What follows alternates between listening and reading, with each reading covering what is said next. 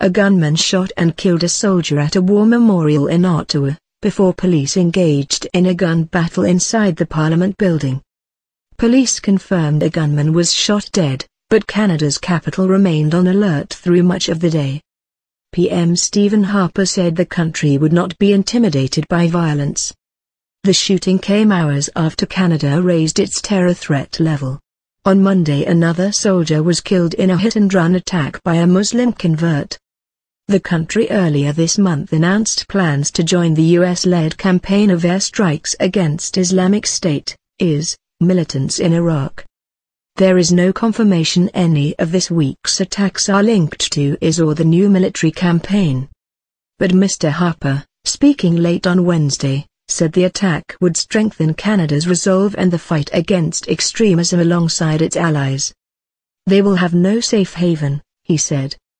Mr Harper was addressing MPs at the time of the shooting but was safely evacuated.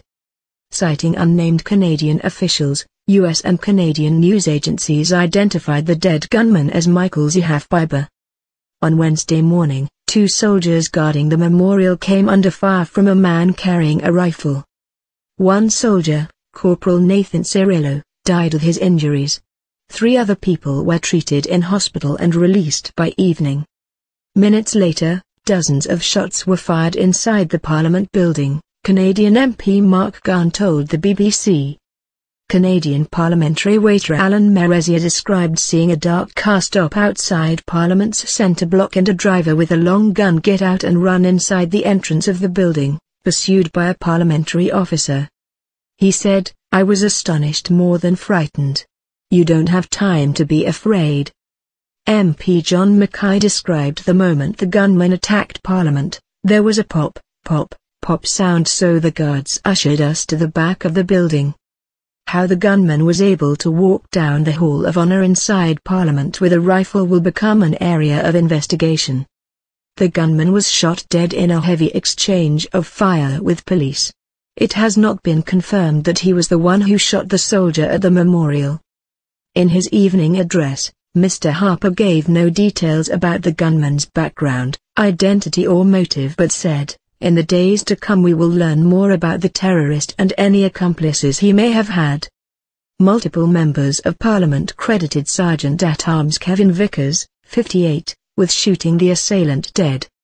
MPs and Parliament Hill staff owe their safety, even lives, to Sergeant-at-Arms Kevin Vickers, who shot attacker just outside the MP's caucus rooms, New Democrat MP Craig Scott tweeted. Police told those in the vicinity of central Ottawa to stay away from windows and roofs as they searched for additional suspects.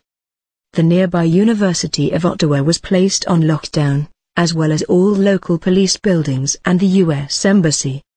Mark Cousy of the Ottawa Police told the Canadian Broadcasting Corporation that officers were looking for multiple suspects in shootings at 3 locations.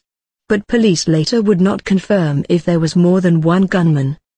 About 20:25 local time, 0:25 GMT, Ottawa police lifted the lockdown in Ottawa's city centre but said the investigation continued on Parliament Hill, which was closed to the public. Ottawa Mayor Jim Watson labelled the events a sad and tragic day for the city and country. Earlier on Wednesday, White House spokesman Josh Earnest told reporters U.S. officials had been in close touch with their Canadian counterparts. In a telephone call with Mr. Harper, U.S. President Barack Obama condemned the attacks and reaffirmed the two nations' close friendship.